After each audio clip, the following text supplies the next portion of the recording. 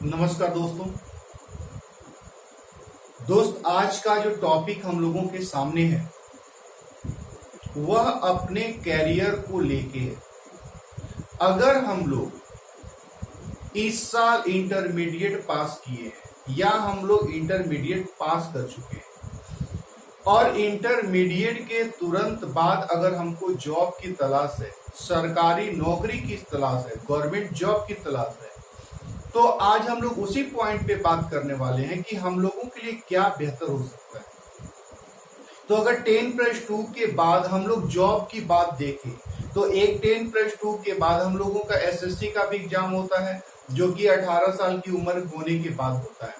उसके अलावा और भी बहुत सारे क्लर्कियल एग्जाम है जो 18 साल की उम्र पास होने के बाद है, चाहे वो स्टेट पुलिस की बात कर लिया जाए, रेलवे की बात कर लिया जाए, एसएससी की बात कर लिया जाए, बैंकिंग की बात कर लिया जाए, किसी भी सेक्टर की बात कर लिया जाए, तो हम लोगों का जो मिनिमम एज रिक्वायरमेंट होता है ना वो 18 साल की उम्र होता है। तो अगर आप जस्ट अभी इंटर पास ही किए हैं और हम लोगों को जॉब की तलाश है, सरकारी जॉब की तलाश है, तो हमारे लिए बेहतर ऑप्शन क्या हो सकता है? तो मुझे लगता है कि हम लोगों के लिए बेहतर ऑप्शन हमारा डिफेंस हो सकता है। हमारा डिफेंस हो सकता है। इस डिफेंस का हमारे समाज में भी अच्छी खासी प्रतिष्ठा मिली हुई है। इसके अलावा यहाँ पे पेमेंट भी बहुत ज्यादा है और साथ ही हम कम पढ़ के मतलब ज्यादा नॉलेज नहीं रख के भी अपने आप को यहाँ पे जॉब के लिए तैयार कर सकते हैं। तो आज हम लोग इसी मुद्दे पे बात करने वाले हैं कि अपने इस डिफेंस के एग्जाम का पैटर्न क्या होता है। अगर हम जस्ट अभी इंटर पास किए हैं तो हमारे पास जो नॉलेज है उस नॉलेज का अपने इस एग्जाम में कितना यूज हो सकता है, तो हम लोग आज इसी पॉइंट पे बात करने वाले हैं।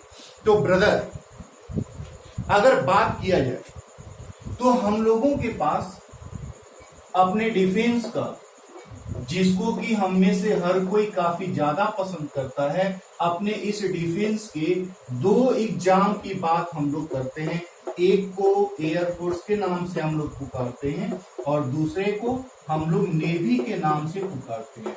तो यहाँ पे अगर हम लोग 10+2 पास कर चुके हैं तो यहाँ पे हमारे पास दो मौका है। एक तो एयरफोर्स का वाई ग्रुप का एग्जाम हम दे सकते हैं और दूसरे इसके एक्स ग्रुप का हम एग्जाम दे सकते हैं। इसको हम लोग बोलते हैं नॉन टेक पोस्ट, इसको हम लोग बोलते हैं नॉन टेक्निकल पोस्ट और इसको हम लोग बोलते हैं टेक्निकल पोस्ट। ठीक वैसे ही और ये दोनों ही जॉब 10+2 में सिर्फ पास अगर हम हो गए हैं, सिर्फ हम पास हो गए हैं तो हमारा काम चल जाएगा। ठीक वैसे ही यहाँ पे इसके भी हम लोगों के दो एग्जाम हैं। एक को हम लोग टेक्निकल पोस्ट के नाम से जानते हैं और यहाँ पे एक को नॉन टेक्निकल। ये है आर्टिफिशियल अप्रेंटिस और ये सीनियर सेकेंडरी रिक्वायरमेंट। तो ये दोनों ही हम लोगों का एग्जाम काफी आसान से, पहले ये दोनों अलग अलग होता था, अब ये दोनों एक ही एग्जाम के रूप में जाना जाता है। अब ये दोनों एग्जाम एक साथ ही हम लोगों का होता है और इसके एग्जाम में थोड़ा सा परिवर्तन है। तो वो हम लोग पढ़ने के दौरान हम लोग किसी और वीडियो में बात कर लेंगे कि इसके एग्जाम जब हम फॉर्म भरेंगे तो एग्जाम कैसे होगा, इस पॉइंट पे हम लोग बात बाद में कर लेंगे।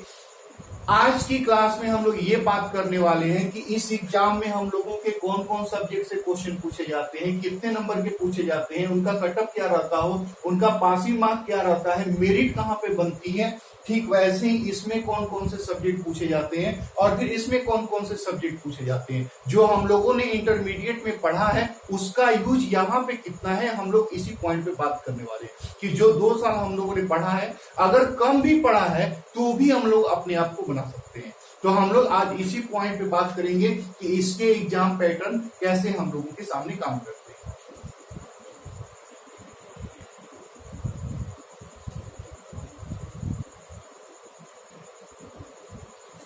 तो हमने कहा मेरे छोटे भाई कि हम लोगों का एयरफोर्स का दो एग्जाम, एक को हम लोग वाई ग्रुप के नाम से जानते हैं और दूसरे को हम लोग एक्स ग्रुप के नाम से जानते हैं।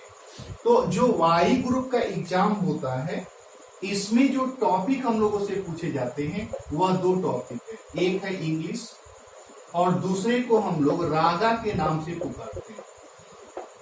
ये जो इंग्लिश होता है हम लोगों का यहाँ पे 20 मार्क्स का होता है, और जो रागा होता है ये हम लोगों का 30 मार्क्स का होता है। टोटल हम लोगों का 50 मार्क्स हो गया। अगर बात करें कि हमको समय कितना मिलता है, तो इस 50 क्वेश्चन को सोल्व करने के लिए हम लोगों को 45 मिनट का समय मिलता है। अब जो लोग 10+2 में बायो से भी पढ़े हुए हैं, डिप्लोमा भी किए हुए हैं, वो लोग भी ई वाला परीक्षा दे सकता है, वो लोग भी वाई ग्रुप वाला परीक्षा दे सकता है। अगर बात करें कि यहाँ पे हमको कितना एज मिलता है, कितने साल तक हम इसका परीक्षा दे सकते हैं, तो 16.5 साल की उम्र से 21.5 साल का उम्र तक का हम लोग इस उम्र के बीच में इसके परीक्षा दे सकते हैं। अब ये जो रागा है ना, इसमें हम लोगों का जो रीजनिंग है, वो रीजनिंग हम लोगों का 12 से 15 नंबर का पूछता है। जो नॉनटेक मैथ है, जो नॉनटेक मैथ का मतलब जिसमें आप पढ़ते हैं percentage, ratio, profit loss, mensuration, इस टाइप वाला बात, तो उसमें नन जो ये होता है हम लोगों का, ये 7 से 10 नंबर का होता है। और बाकी जो अब बच जाएगा वह हम लोगों का जीएस से होता है। अब देखिए, अगर बात करें हम लोग एक्स ग्रुप का, तो एक्स ग्रुप के एग्जाम में 3 सब्जेक्ट से हम लोगों से क्वेश्चन पूछा जाता है। एक तो हम लोगों का फिजिक्स हो गया, दूसरा हम लोगों का 10+2 वाला मैथ हो गया, और तीसरा जो हम लोगों का सेक्शन है वह है इंग्लिश। फिजिक्स से 25 मार्क्स का क्वेश्चन होता है, मैथ से 25 मार्क्स का क्वेश्चन, और इंग्लिश से 20 मार्क्स का क्वेश्चन। टोटल हम लोगों का 70 क्वेश्चन होता है, और उसके लिए जो हम लोगों को टाइम मिलता है ना, वो 60 मिनट का टाइम मिलता है। और अगर इसके एज की बात की जाए, तो इसके एज के लिए हम लोगों का सेम 16.5 साल की उम्र से हम 21.5 साल की उम्र तक एग्जाम इसका दे सकते हैं। अच्छा, एक बात जो सबसे ज्यादा महत्वपूर्ण है वह ये है कि ये निश्चित है, अभी जो कोरोना काल है ना हम लोगों का 2020 और 2021 जो शुरू हुआ, इसको छोड़ के पिछले 10 साल का ये रिकॉर्ड है कि हम लोगों का साल में 2 बार एग्जाम इसका होता है, 2 बार इसका एग्जाम होता है। साल में 2 बार इसके एग्जाम होते हैं, यानी 2 चांस ये मिलेगा, 2 चांस ये मिलेगा। यानी इस हिसाब से एयरफोर्स में जाने के लिए हमको एक साल में 4 चांस मिलते हैं, 2 इसके और 2 इसके। यानी एयरफोर्स में एंट्री करने के हम लोगों के 4 चांस मिलते हैं। तो सोचिए कि अगर एक साल में 4 चांस हमको एयरफोर्स में मिलता है, और ऐसे ही 4 चांस हम लोगों का फिर से 2 चांस, जब अलग अलग था तो 4 चांस, अब हम लोगों का एक ही हो गया है, तो 2 चांस मिलेगा। साल में नेवी के लिए भी 2 चांस मिलता है। अच्छा, अगर बात करें कि यहाँ 50 नंबर और 70 नंबर में कितना कितना स्कोर हमारा आता है तो हम पास हो जाते हैं, तो यहाँ पे 50 नंबर में पिछला 2 साल का एग्जाम का छोड़ दिया जाए, पिछला 2 साल का एग्जाम का छोड़ दिया जाए, जहां पे 35 से 38 नंबर हम लोगों का कटअप गया था, लेकिन जनरली जो कटअप रहता है ना हम लोग का, वह 27 से 33 रहता है। यानी इतने नंबर लाए हैं तो हम मेडिकल के लिए और फिजिकल के लिए आगे हम बढ़ सकते हैं। हमको बुलाएगा, फिर मेडिकल पास कर जाएंगे, फिजिकल पास कर जाएंगे, फिर एक मेरिट बनता है जो इस स्कोर में 2-3 नंबर ऊपर करके बनता है, तो हमारा फिर मेरिट बनेगा और हम सिलेक्ट होंगे। यानी इस स्कोर से अगर हमारा 3-4 नंबर ज्यादा है तो हमारा सिलेक्शन हो जाएगा। मैं फिर से दोहरा दूं, ये बीच के जो 2 साल के एग्जाम थे उनका कटअप 33 से 38, 35 से 38 हो गया ना। अच्छा, इसका कटअप हम लोगों का कैसे रहता है, तो इसका जो कटअप रहता है हम लोगों का वह 40 से 45 रहता है। यानी कि हमेशा हर साल लगभग इसी के बीच में कटअप जाता है। और अगर इसमें 2, 4, 5 नंबर हम लोग जोड़ दें, हालांकि अगर 2020 की बात करें ना तो इसका कटअप 29 गया, उससे पहले का बात करें तो इसका कटअप 31 गया था, उससे पहले का बात करें तो 33 आता था। लेकिन अगर 10 साल का बात करें, 10 साल के अंदर बात करें तो हम लोगों का कटअप लगभग इसके इस गिर रहा है। लेकिन अभी जो है कटअप कम है, काफी कम है। सोचिए कि 29-30 ये जो कटअप है वो तो बहुत कम है। 70 नंबर में इतना नंबर लाना है तो ये तो बड़ी आसान है हम लोगों के लिए, हम लोग कर सकते हैं, आसानी से कर सकते हैं। अब देखिए ये आसान क्यों है, मैंने कहा आसान क्यों है, तो ये जो फिजिक्स है, मैथ है, इंग्लिश है, हम लोग इंटर में तो पढ़ के आए, यहाँ पे भी इंग्लिश है वो हम पढ़ के आए। अच्छा, यहाँ पे नॉनटेक मैथ हम लोग 7वां 8वां क्लास में कुछ न कुछ पढ़े ही होते हैं, जीएस भी हम लोग का वही 9 10 8 7 वाला होता है। एक खाली रीजनिंग जो टॉपिक है हम लोगों का ये नया है, तो इसके लिए भी परेशान नहीं होना है, आप रेगुलर बने रहेंगे तो हम लोग सब कुछ आसान कर लेंगे।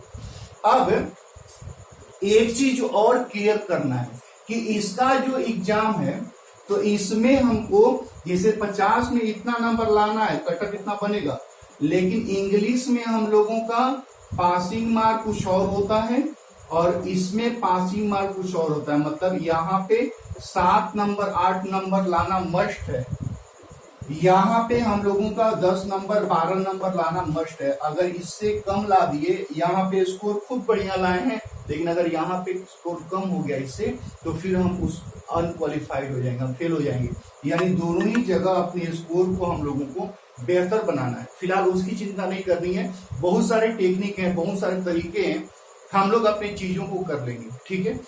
तो ये तो रहा अपनी एयरफोर्स की बात। अच्छा, अगर पैसा का बात कर लें तो इसका ना तकरीबन आप जब शुरुआत में जाइएगा तो 36,000 से 38,000 रुपया हम लोगों का पहले महीना से सैलरी बननी शुरू हो जाती है। मिलता नहीं है इतना, 6 महीने का बेसिक हम लोगों का ट्रेनिंग होता है, फिर 18 महीने का काम कैसे करेंगे इसका ट्रेनिंग होता है। तो ये जब ट्रेनिंग हम लोग 24 महीने का कंप्लीट कर लेंगे तो उसके बाद ही पैसा मिलना शुरू होगा। यानी 24 महीना हम लोगों का 14,000 रुपया करके मिलता है और जो बाकी रेस्ट पैसा बच जाता है वो 24 महीना जब हम कंप्लीट करके पोस्टिंग हो जाती है, हमको काम करने का मौका मिल जाता है, तब फिर हम लोगों का बैंक सरकार जो है वह 2-3 इंस्टॉलमेंट में पूरा पैसा पेड कर देती है। तो इस तरह से हम लोगों का ये पॉइंट है। अच्छा, इसका पैसा का बात कर ले तो इसका 46,000 रुपया पर महीना से 48,000 रुपया पर महीना है। सोचिए कि 16.5 साल की उम्र में भारत सरकार जॉब देती है, वो भी प्रतिष्ठा वाला जॉब देता है। अब पैसा कितना ज्यादा है और पढ़ाई कितना कम करना है, तो वही करना है जो 10+2 में हम पढ़ के आए। थोड़ा सा इंप्रूवमेंट करना है, हम लोगों को थोड़ा सा ऑब्जेक्टिव मोड में पढ़ना है, वो हम लोग आसान है। तो ये जॉब हम लोगों के लिए काफी आसान है, हम लोग काफी आसानी से कर सकते हैं। अब हम लोग बात करते हैं अपने नेवी का।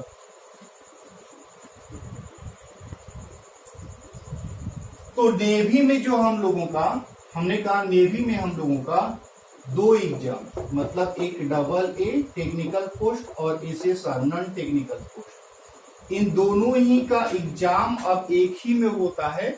हमारा स्कोर थोड़ा सा ऊपर में है तो हम AA में सेलेक्ट होंगे, हमारा स्कोर थोड़ा सा नीचे में है तो हम SSR में सेलेक्ट होंगे। अगर बात कर लेते हैं इसके एग्जाम में कौन कौन सब्जेक्ट का यूज कितना है, कौन कौन सब्जेक्ट से क्वेश्चन पूछता है, तो पहला हो गया साइंस, उसके बाद जो हम लोग इंटर में मैथ पढ़ते हैं वो वाला, फिर हो गया इंग्लिश और उसके बाद हो गया जीए। साइंस से 25 नंबर का, मैथ से भी 25 नंबर का 25 क्वेश्चन, इंग्लिश में भी 25 क्वेश्चन और जीए में भी 25 क्वेश्चन। ये जीए में ना हम लोगों का जो रीजनिंग होता है वह 7 से 10 नंबर पूछता है। उसके बाद जो करेंट हो गया, करेंट से 7 से 8 क्वेश्चन और बाकी जो हम लोग ट्रेडिशनल क्वेश्चन पढ़ते हैं, इतिहास, ज्योग्राफी, भूगोल, इस टाइप वाला बात, उससे हम लोगों का क्वेश्चन होता है। टोटल हो गया हम लोगों का 100 नंबर और इसके लिए जो हम लोगों को टाइम मिलता है एग्जाम देने के लिए वो 60 मिनट का समय मिलता है, तो हम लोग इसको आसानी से देख सकते हैं।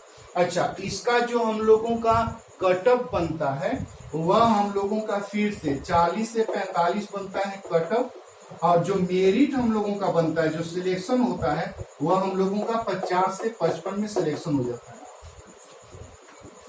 ठीक है, सिलेक्शन होता है। इससे जितना ऊपर लेके आएंगे तो हमारा चांस है हम AA में जाएंगे, कम स्कोर लेके आएंगे तो चांस है हम SSR में जाएंगे।